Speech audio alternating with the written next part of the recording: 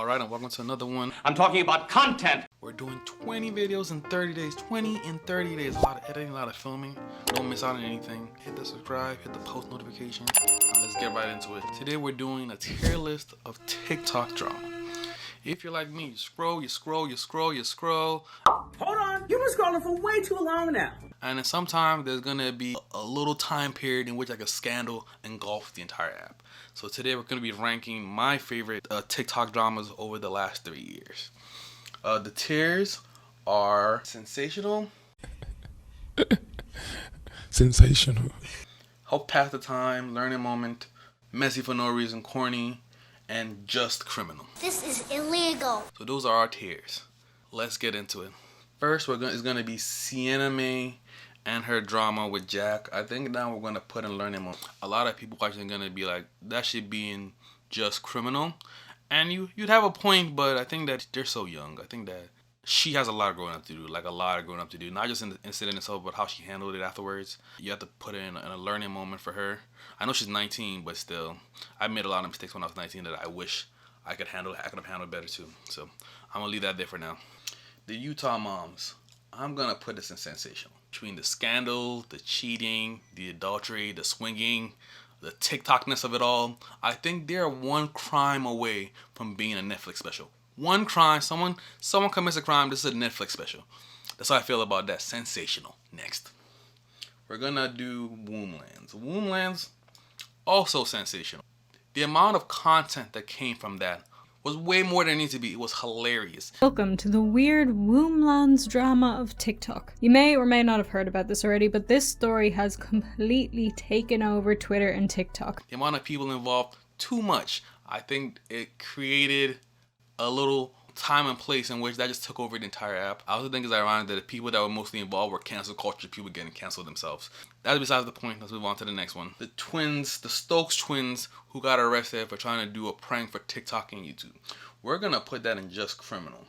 There's one thing if it was like the first time you got caught trying to do a prank and then the police stopped you, it was the first thing, then it'd be like a learning moment. It's criminal because they were warned multiple times and kept doing it. I think at that point, you get what you deserve at that point. Next, we're gonna do Onlyjayus. Onlyjayus, we're gonna put out a learning moment. I genuinely don't think she's a good person. I don't. I think the way she's acted throughout this entire thing doesn't make me think she's a good person. But I think that nothing she did is worth destroying her career over.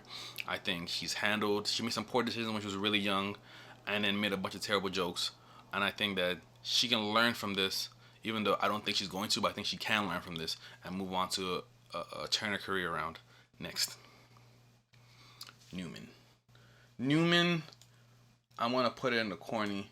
I think I didn't have an issue with him copying other people's TikTok. I think that's the nature of TikTok. I think everyone on TikTok copies someone. Is the nature of the app. Copying other people's content is not new or original. So, but I think that what made it corny was how he acted afterwards. He was like, your content was boring. I made it better. Like, I'm the one who made that thing that I had nothing to do with come up. I'm the one who made it go viral because I made it special. I'm the one acting it out, making it amazing. It wasn't my idea, but it didn't need to be. What happens when views and followers gets to your head? This makes me sick. It's not who made it first, it's who does it better. Who gives a fuck about some little copy content? Like, I'm an actor, I'm not a writer, I'm not a fucking storyteller. You give me a script, I will fucking nail that shit. But I'm not gonna think of it, no. But I'm gonna make yours better. Or make yours, you know what I mean, good. Like, your shit is probably not as good, and that's why it's not performing well. Dude, what? I think how he acted afterwards when it was called out and it was what was really corny about it. Alright, next. Doja Cat and Noah Schnapp. Yeah, for Doja Cat and Noah Schnapp, I'm gonna add them in the help pass the time. Honestly, the entire thing was entertaining. It was hilarious. I think it helped pass the time for what it was. But in reality, if you just look at it, it was a bunch of people, two people making a bunch of minor mistakes that end up blowing up nationally because they're famous. I think I didn't have an issue with it. On to the next. Next is when Kiera said Tom Holland and Zendaya were a queer couple. I think that's just corny. One, it was just her first questionable take, I'd be fine. But if you're on TikTok, you know she makes a lot of questionable takes. So, but put it in the corny. Words have meanings for a reason. So we're just gonna leave that in the corny section and move on. Next, we're gonna do Gabbie Egan and them trying to call each other out on cheating scandals. I'm gonna put this in messy for no reason. I think they're just generally messy people. I think if you're gonna cheat on each other and both your spouses are cheating on each other, just keep it between yourselves. Y'all knew what you were doing. We don't need to know it. It doesn't need to be on my timeline. Alright, next. Next, we're going to do the B community drama, which was other B people were coming for Texas B Works. Honestly, that was just a case of your own people coming for you. I think it was a little bit of jealousy in there, but we'll move on. Next, we're going to do Josh Butler and when he was called out for his service dogs not being true service dogs. We're going to put that in learning moment. That's a learning moment because it's about learning and minding your own business. All because his disabilities weren't visible, that doesn't mean his dogs weren't service dogs. I think that it was someone trying to call him out saying that, oh, your dogs aren't true service dogs without actually knowing him. You don't know him. It's not his right to try and explain to you what his disabilities are. So that's just a learning moment to mind your own business. Next is this is not one situation, but it's a constant one that keeps coming up, which is that, oh, I'm actually black, or I'm actually this race, and then them having to show pictures of their parents. But the whole mixed parents, you have to prove that you're black. We're going to put that into the messy for no reason. I don't even know why people entertain it. If you're black, you know you're black. You don't need to prove it to anyone on the internet. So we're going to put that in the messy for no reason. I also think it's kind of disrespectful to the parents, but that's neither here or there. It's none of my business. All right, next. Then we're going to have the face painting drama. This one, there actually wasn't any scandal. It was only scandalous because it happened during the Womblands things. Then people were like, oh, even the face painting community has drama. But in reality, the drama itself, I don't think anyone actually knew what the drama was. But we're just talking about how there's drama in the face painting community because there's drama everywhere in TikTok. So we're going to put that in the messy for no reason. Next, we're going to do when Grimes trying to join TikTok. And for that, we're going to put that in the help pass the time. I think she came in with this whole narrative of social causes. We have to make utopia. I have a proposition for the communists. Implemented correctly, AI could actually theoretically solve for abundance. Like, we could totally get to a situation where nobody has to work, everybody is provided for with a comfortable state of being, comfortable living. Talking all this, everybody's like, start with your husband. Start with your husband. See, a lot of the problem with making money on the stock market is that it's regulated. Cryptocurrency solves that problem. So if you want your money to go to the moon, which is where my people are from. I think so. I think that was entertaining in that aspect. So we're going to move on to the next. Next, we're going to do the pink sauce drama. The pink sauce drama, we're going to put in learning moment. I think the biggest issue was blowing up faster than she was ready for. I think the thing took off and she was like, oh, I have to capitalize on it now. When in reality, I think her company needed a lot more research, a lot more time before she was putting out any kind of food, condiments, or products out there. But yeah, I think that was just a learning moment of like learning to wait for when it's time for your products to come out. All right, next.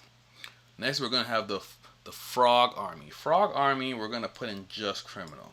But it was still entertaining, though. I think that we were all waiting for some kind of demise, of destruction or something. We all just sat there and we're like, this man is making a frog army that's potentially going to destroy someone's community. But I think it was still entertaining for what it was. Next, we have Axel Webber getting rejected from Juilliard. I think we're going to put that in corny. He had the whole internet attacking a university, an elite university, for not accepting him, and the only qualifications we knew about him was that he likes tiny apartments, that he lived in a tiny apartment. That was his only qualification. Next to the sink is conveniently located the kitchen. Closet.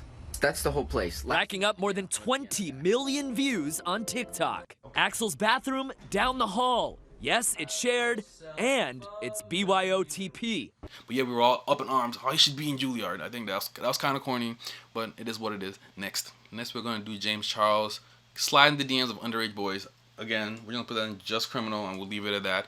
Next, this one is the hilarious one. When Marcus Dipaola tried to introduce us to his girlfriend, and then we're going to put that in just help pass the time.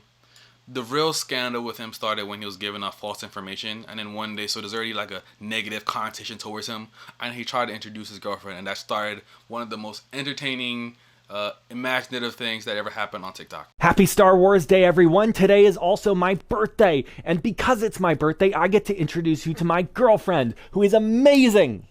Happy Star Wars Day, everyone. Today is also my birthday, and because it's my birthday, I get to introduce you to my Marcus, you don't want to do this. Breaking news, a man is currently holding outside of his home, waiting. Police are outside of his home, waiting to holding his girlfriend hostage. Police are negotiating terms. News, a man is currently holding his girlfriend hostage. My fellow Americans, I know we are all aware of the current market situation developing, and I want to assure you I have my top FBI agents on the case. So we'll leave it at there. Next, I think finally is the rise and fall of alpha male TikToks, specifically Fresh and Fit, and we're gonna put that in just corny because their podcast, their energy is just very corny. But I think what came of their podcast, of the counterculture that came of it was entertaining, of people mocking them, of the comedic energy that came out of what happened from their rise. If I look like this, I would start a podcast. You know what women don't be doing? I come home from playing games and sleeping around with women. I want to see children in bed, facial stuff ready, food ready, oil for back massage ready. I want my hair shaved bald. You know what I bring to the table is, and I give her a stomachache. How wonderful, like lactose intolerant. Amazing. You know what, I give her stress, like cutting grass with scissors. Amazing. The only two women that I respect are my probation officer and Tanya Harding. Now, before you say, what about your mother? I never had one, okay? I sprung forth from an Axe body spray can in the middle of a Miami gym, but not one of the gay ones. The only other woman that I don't respect exactly, but I do tolerate like a rash, is in the studio today. Hi, I also hate women. I think there was a lot of content, a lot of positive energy that came out from that. That is all. If you had any TikTok dramas you'd like me to rate or anything of that nature, or something here you want to talk about more in detail, if you ever want to make one video about any specific one of these, let me know. Again, thank you for watching.